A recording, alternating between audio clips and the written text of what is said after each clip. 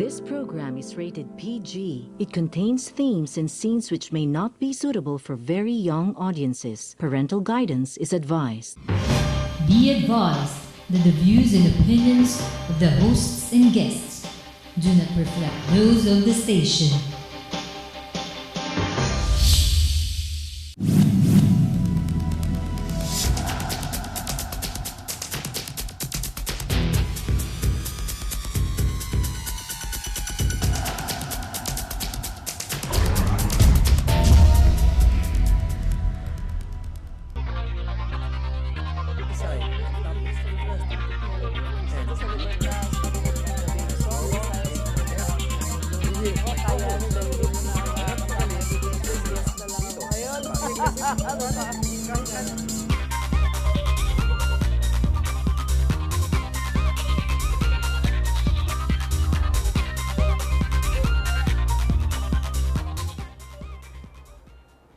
Good evening. Welcome to another edition of Libertas. This is Tonino Abana. Congresswoman Mitos Magsaysay is not available today. She's overseas, so I'm substituting again for her. This is my second week. We have a very interesting topic tonight with a very interesting and distinguished guest. He was the social media director of the Duterte 2016 campaign. I'd like to welcome Pompee Vina to the show. Good evening, Pompee. It's good to see you again. Tonino. It's been a while. Yes, good to see you.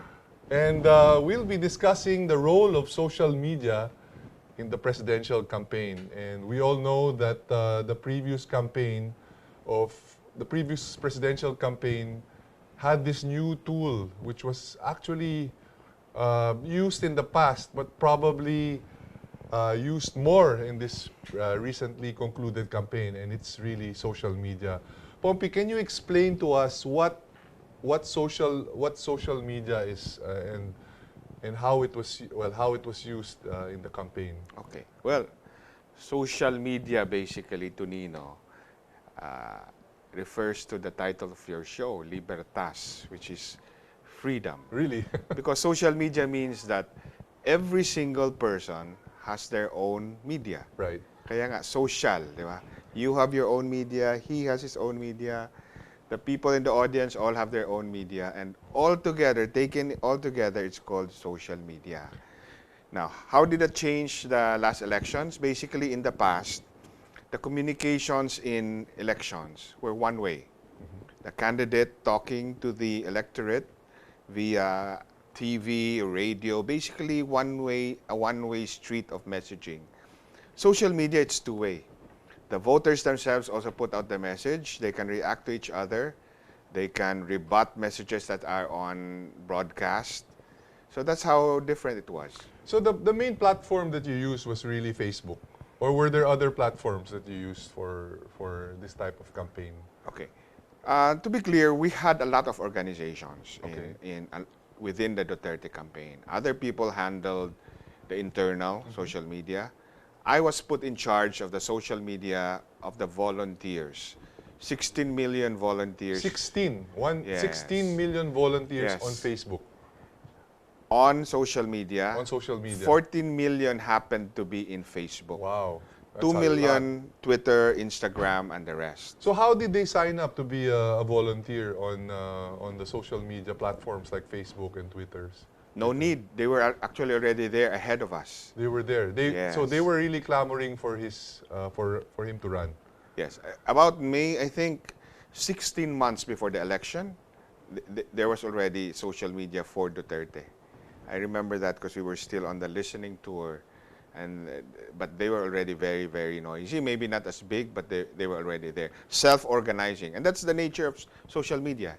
You can't engineer it. It's just spontaneous. So it's like crowdsourcing. It's basically crowdsourcing. It's basically crowdsourcing. And basically, as a social media director, as a campaign, what you do is you look at the content that's out there. You might curate it. You might guide it a little bit. You might emphasize certain things, de-emphasize certain things. But it's basically all emanating from individuals putting out their own ideas on social media. So to simplify this, if you post on Facebook something in your in your Facebook, then you're actually broadcasting. That's already considered as individual broadcasting.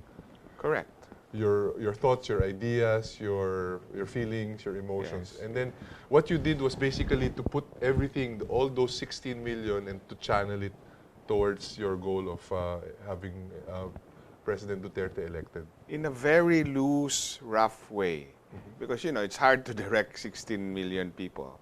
So how do you herd 16 million broadcasters? Basically, that's what you did, right? You herded, you tried to guide 16 million individual broadcasters. Okay. That's where an awareness of where the messaging, what the main messaging of the campaign comes. Because, for example, if it's against the main messaging, you might discourage it. Right. Whereas if it were more in line with what the messages that campaign wanted to come up with, then you would emphasize it. And you would also try to identify what you call the influencers. One of them, for example, is if you've heard of the Mocha Girls, right? Right. Mocha Yeah, so I actually follow one of her. Correct. So if you had if you had a relationship with them, like I did, you would be able to pick which messages you would ask them, for example, to reshare. So you had direct connection or direct contact with the influencers in social media, like the Mocha Girls and many others who had hundreds of thousands of followers. Millions, actually. Millions of followers. And the messaging that went through them were the ones that you managed or influenced. But some really were generated from the ground. I mean, this was really not in the sense of you do your research and you come up with your message and you dictate. No, that's the traditional media way. This was really a natural message that came out from the natural candidate. That's who he happened to be, and then the social media volunteers also happened to like the message in that way, and therefore amplified it. So we all know that Duterte was a very vocal and very straightforward, and he appeared very sincere on the regular media. And so basically social media just amplified what he was saying. We were not getting actually traditional media at all. It's the opposite. The Duterte campaign was really almost ignored by the traditional media initially. In fact, a lot of the coverage was negative. They would emphasize the negative things. But when social media became phenomenal, they had no choice but to cover what was coming out on social media. That's amazing. So that means that you have new media, which is basically social media, not following what old media was reporting. In fact, contradicting. Contradicting. Yes, for example, right? Or on the issue of the bank accounts, for example. If you just read traditional media, that's all they were talking about, that he had his accounts, his accusations were there. But if you look at social media, all the rebuttals were there. So why do you think, what made the public or the proponents of social media doubt the news from the regular media or the old media? Because they had other sources of information. They were able to, the campaign and other supporters were able to transmit their messages. Whereas in the past, if you were not covered by traditional media, then it would have been just basically a one-way conversation. But in this case, there are other sources of media. That's amazing. Information, yes. So actually, a lot can be learned from this experience of yours. It's not just campaigning for a presidential candidate. I mean, even for marketing products and all other things, marketing ideas and so on. Have you used it on your business or any other? You want to run for president? I'm out of a job right now. But it's no different. Actually, the more established marketing, and we see every day, is with products, and that's how I personally at least viewed it. First, you start with your candidate. Right. Right? That's your product. How is he different from other candidates? In Duterte, we saw somebody that was oozing with EQ, unquestionable political will and personal courage, no interest in material wealth, and no fear. That alone made him already a different product. If they're a product, everybody was toothpaste that cleaned teeth. This one's the toothpaste with mouthwash. Different. So you had a different product. Then you look at the position of the candidate on the issues. Everybody else was focusing on economic issues. Right. Jobs, wages, prices. And actually, believe it or not, crime was number 7 only in the Pulse Asia survey of voter concerns. But what happened was everybody else was focusing on the economic issues, and only Duterte was focusing on crime, corruption, drugs, until, Senator Poe later decided to be a drug crusader also. So we had a unique candidate and a unique position on the issues, which was his alone. Right. So how do you now convey it when we didn't really have the money or the clout to be on traditional media, paid or unpaid? So that's where social media came out. So with social media, basically we could get these messages out across. And if you notice, they combined, and this is not me, I used the word they, basically this was emanated from the supporters.